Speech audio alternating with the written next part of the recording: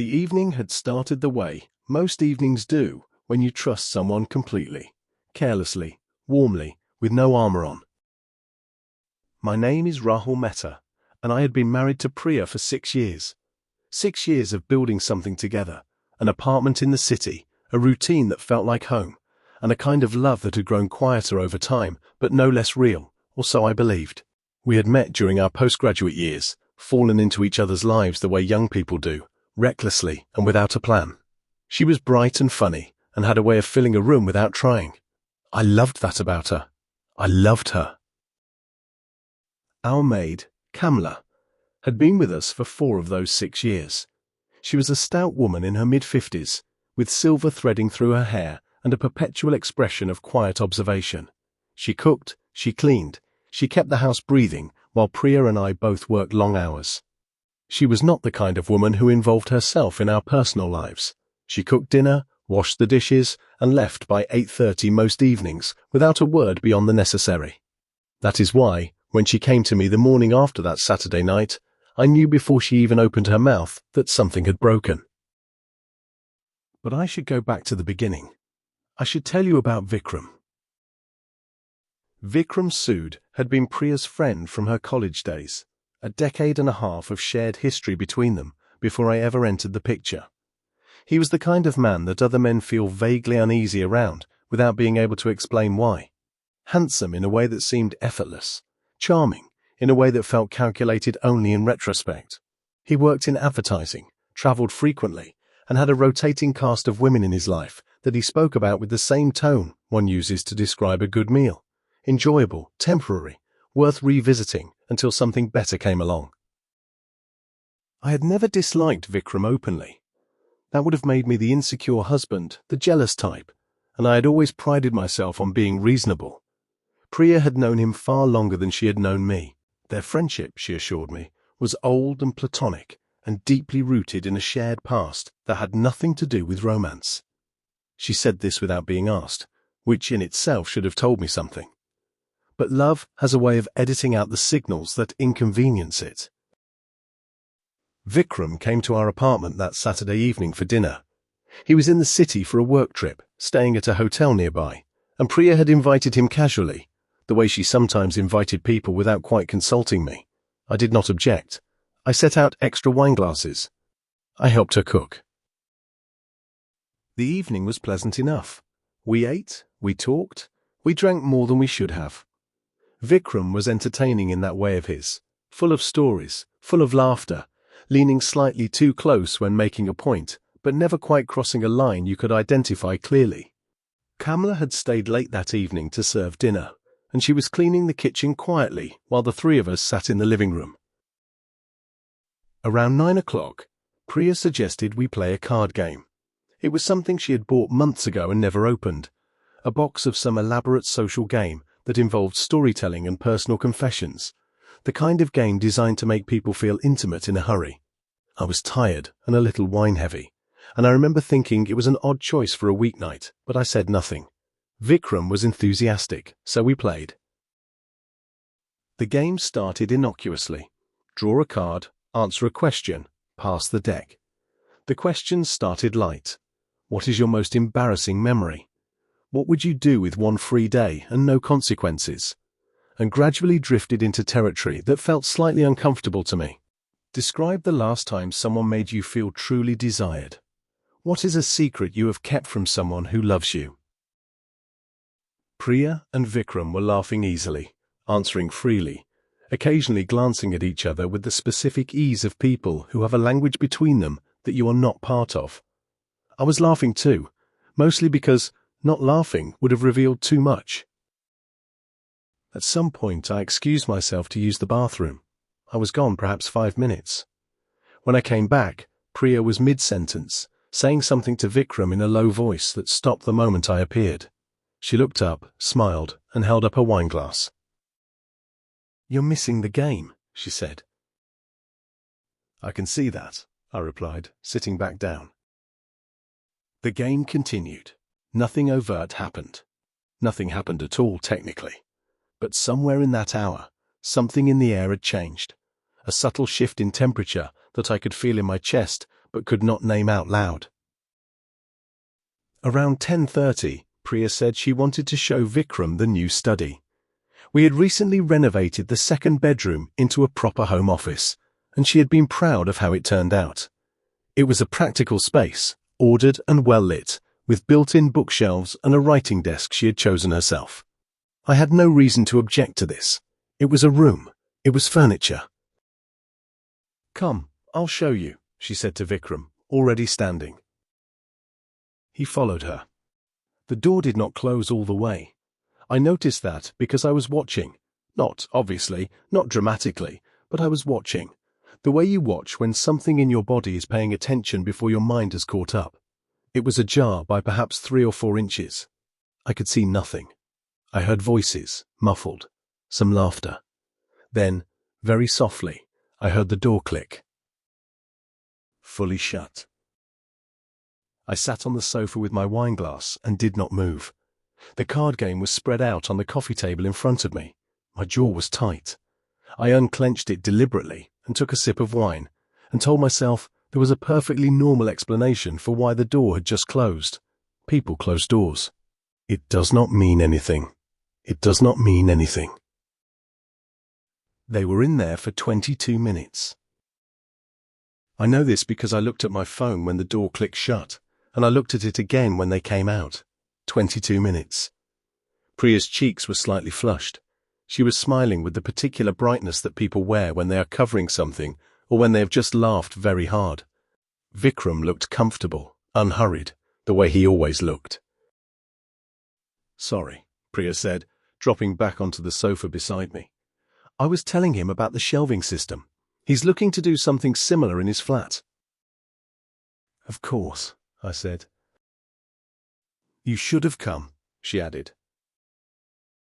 "I was fine out here," I replied. Vikram left around 11. He hugged Priya at the door, longer than necessary, though again, nothing you could point to clearly, and shook my hand. "Wonderful evening," he said. "Great food, great company." "You're a lucky man, Rahul." I smiled. I said something polite. I closed the door behind him. That night, Priya fell asleep quickly, easily, the way people do when their conscience is untroubled. I lay beside her in the dark and stared at the ceiling and tried to build a story that made sense out of what I had observed. I told myself 22 minutes was nothing. Shelving systems take time. Laughter through a closed door meant people were having a normal conversation. Flushed cheeks meant wine. I almost believed myself. Kamala arrived the next morning at her usual time, 7:15, the sound of her key in the lock, the soft clatter of her setting her bag down in the entryway. Priya was still asleep. I was at the kitchen table with a cup of tea I had barely touched, still in the previous night's silence. Kamala began her morning work without speaking, the way she always did. She ran water, wiped the counter, moved around me with the practiced invisibility of someone who has spent decades working in other people's homes. I was about to get up and dress for a run when she stopped. Just stopped, in the middle of wiping the stovetop, and stood very still with her back to me. Then she turned. She was not a woman of speeches. She spoke simply and directly, looking at me with an expression I had not seen her use before. Not pity exactly, but something adjacent to it. The look of a woman who had carried a stone through the night and decided that morning she could not carry it alone anymore. She told me what she had seen. She had been in the kitchen, she said, finishing the dishes after dinner. She had a view of the hallway from where she stood. She had seen them go into the study together. She had seen Priya reach back and quietly push the door shut. Not slam it, not nudge it. Push it, deliberately, with her palm flat against the wood. She told me that she had stood in the kitchen and listened, not meaning to eavesdrop, but unable to avoid it in the small apartment. She said the laughter had stopped fairly quickly after the door closed. What followed was not silence, she said, but the kind of low murmuring that has a different quality to it than conversation. She said she could not make out words. She said she did not need to. She told me this standing at my stove with her cleaning cloth in her hand, her eyes meeting mine steadily. When she finished, she went back to wiping the stovetop. She did not offer an opinion. She did not tell me what to do. She simply told me what she had seen and let me sit with it. I did not speak for a long time. "Thank you, Kamla," I finally said. She nodded once, as if that was the only response the situation required. The conversation with Priya did not happen immediately. I am not a man who acts from the first hot wave of feeling. It has always taken me time to find the words for things that matter. And this mattered beyond my ability to speak into it right away. So I carried it for 3 days. I went to work, I came home, I ate dinner across from my wife. I watched her move through our shared life. And I felt the distance between us, growing not because she knew what I knew, but because I did. There is a particular loneliness in knowing something your partner does not know you know. It changes the shape of everything. The small conversations, the casual touches, the moments of ordinary intimacy that are supposed to be uncomplicated. They all acquire a different texture. You begin to see your life as if from a slight elevation, watching two people go through motions, wondering how long they have been going through them. On the third evening, after dinner, when Kamla had left and the apartment was quiet, I sat down at the kitchen table and asked Priya to sit with me. She could tell immediately that something was different. She sat down across from me and searched my face, and then composed herself carefully, which told me something in itself. Composed herself, as if there was something to prepare for. "Tell me about the study," I said. "Saturday night, you and Vikram." She did not ask what about it, the way an innocent person usually does. She looked at me for a moment, and then she looked at the table. "It was nothing," she said. It was nothing." "You closed the door," I said. She looked up. The door wasn't closed. "Priya." My voice was very level. I was surprised by how level it was. "The door was closed. I know it was closed. I heard it close." She was quiet. Kamla told me what she saw.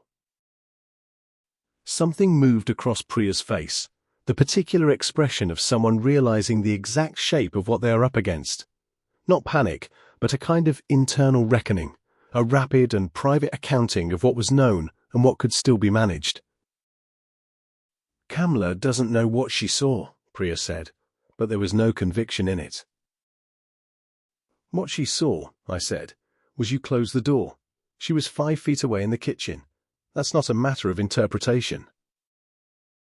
Priya's hands were folded on the table in front of her. She looked at them. "We were talking," she said, "about something personal. I didn't want it to be overheard." "What were you talking about?" She hesitated. "He's been having a hard time with a relationship. He needed to talk, and I didn't want to." She stopped. "You didn't want to what?" "I didn't want you to feel like the whole evening had become about his problems." I sat with that. It was plausible. It was the kind of thing that, if I were a different man on a different night, I might have accepted. But I had lain awake for 3 nights with the weight of what I had not asked yet, and I was done editing myself. "Did something happen in that room?" I asked. She looked at me directly. "No." "Look at me and tell me that nothing happened." "Nothing happened, Rahul." Her voice broke slightly on my name. "Nothing happened." "Why did the laughter stop?" She blinked. "What?" "Kamla said she could hear you laughing before the door closed. After it closed, the laughter stopped. She said the sound that followed was different." Priya's eyes filled. She did not cry, not right away, but her eyes filled in the way they do when someone is holding something back by effort rather than ease. "It was a serious conversation," she said softly. "Of course the laughter stopped." I looked at her. I had loved this face for 6 years. I knew every version of it, sleepy, laughing, frustrated, soft with the particular tenderness that belongs only to private moments. I was looking at it now and trying to find the truth in it, the way you feel for something in the dark, by touch rather than sight. "I don't know if I believe you," I said. The tears spilled then. She did not wipe them immediately. She let them fall the way people do when they are too exhausted or too cornered to perform composure. "I know how it looks," she said. "I know. But I'm telling you, nothing happened. He was upset about something, and I closed the door because I knew you'd be tired, and I didn't want it to become a whole thing, and I—" She stopped, pressed her fingers against her mouth for a moment. "I know it looks wrong. I know." "It does look wrong." "I know." We sat in the silence that follows an admission that is not quite an admission. The half-confessed thing that floats in the air between two people, waiting to be either reached for or let go. "Is there something between you and Vikram?" I asked. "Not Saturday. In general. Is there something I haven't known about?" She was quiet for longer than I wanted her to be. "There was," she said finally, "a long time ago, before we met. It was brief, and it ended, and I didn't think it was worth telling you, because it was finished, and it meant nothing." The kitchen felt very small. "How long ago?" 8 years, maybe 9. We were very different people. "And now?" "Now he is my friend. Only that. I promise you, Rahul, only that." I stood up from the table. I needed to not be sitting. I walked to the window and stood with my back to her, looking out at the city lights, the ordinary glittering indifference of all those other lit windows. "Why didn't you tell me?" I asked. "Because it wasn't relevant. Because it was over. Because I didn't want you to feel the way you're feeling right now." "Which way am I feeling?" "Like you can't trust me," she said quietly. I turned around. She was still at the table, her hands in her lap now, her face wet and tired and very exposed. She looked, in that moment, younger than I had seen her look in years. Not in a hopeful way, but in the way of someone stripped of their usual armor. "I don't know what to do with this," I said. "I know. I don't know if what you're telling me is the whole truth or part of it." "It is the whole truth." "You didn't tell me about the history with Vikram for 6 years." "I know." "That is also a kind of not telling the truth." She nodded. She did not argue with that. What followed was not a dramatic dissolution. We did not throw things or raise our voices or issue ultimatums. We were, both of us, too tired and too sad for theatre. What followed instead was the longer, quieter work of two people deciding what they could hold and what they could not. I asked Priya not to see Vikram for a while. She agreed without protest, which told me she understood the weight of what she had put us both in. I asked her to be honest with me about whatever had actually been said in that room on Saturday night, even if it was painful.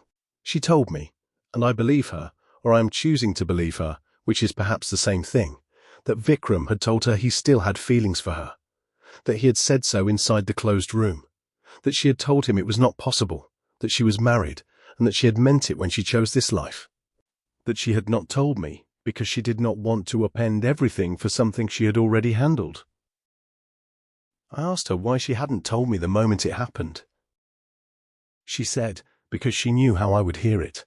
She said, because she wanted to protect the evening. She said, because she was frightened. Of what? I asked. Of exactly this, she said. Of your face right now. There is a particular cruelty in being proven right in the way you feared you would be. I thought about Kamla, standing at my stovetop that Sunday morning with her cleaning cloth and her careful eyes. I thought about what it had cost her to speak. Kamla, who minded her business as a point of personal integrity, who had worked in our home for 4 years and never once involved herself in anything beyond her work. She had looked at me that morning and made a decision. Not a malicious one, not a gossipy one, but the decision of a woman who had seen something she thought a person deserved to know, and who had, perhaps, more respect for me than I had been extending to myself. I went to her the following week while Priya was at work. I found her in the kitchen, as she always was, and I said simply, "Thank you for telling me what you saw." She looked at me with that same steady, unhurried gaze. "You needed to know," she said, "and that was all." I will not tell you that everything was resolved cleanly after that, because it was not. Trust, once you have seen its cracks, does not simply repair itself because the repair has been requested. Priya and I began couples counseling in the weeks that followed, a thing neither of us had ever imagined ourselves doing, the way you never imagine needing certain things until suddenly they are the only things available. Our counselor was a measured, patient man who had the gift of making silence feel productive rather than punishing. He had us speak into the things we had been carrying quietly for longer than we admitted. It turned out there was more to surface than one closed door on one Saturday evening. There was the slow accumulation of distance. There was the language Priya and Vikram shared that I was never given the key to. There was the way I had chosen not to ask questions I suspected I wouldn't like the answers to, and had called that choice trust, when in truth it was closer to avoidance. None of this made Saturday night simple or correct, but it made it part of a larger story, which is almost always where the truth actually lives, not in the single dramatic moment, but in the 100 small quiet moments that prepared the ground for it. We are still together, Priya and I. I say this not as a triumphant conclusion, but as a simple fact. We are still together, and the work of it is harder than it was before, and also, in the way of things that have been forced into honesty, more real. She no longer has contact with Vikram. I believe this was her choice, not only my condition.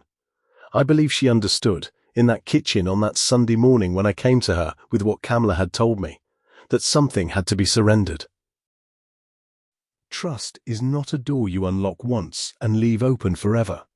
It is something you build and rebuild, sometimes from the same materials, sometimes from new ones altogether, always with the knowledge that it is fragile and that its fragility is not a flaw but simply the nature of the thing.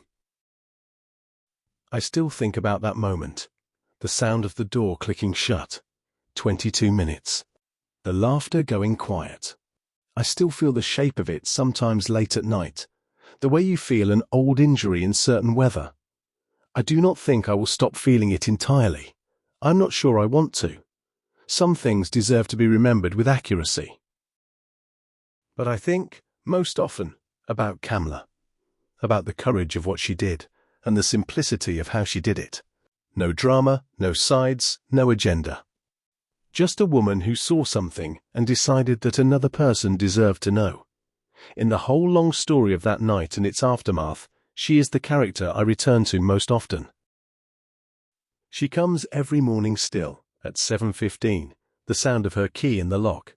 She cooks, she cleans, she moves through the apartment with the same quiet efficiency she has always had. Sometimes our eyes meet across the kitchen, and there is a small, private understanding in it. Not warm exactly, not congratulatory, just honest.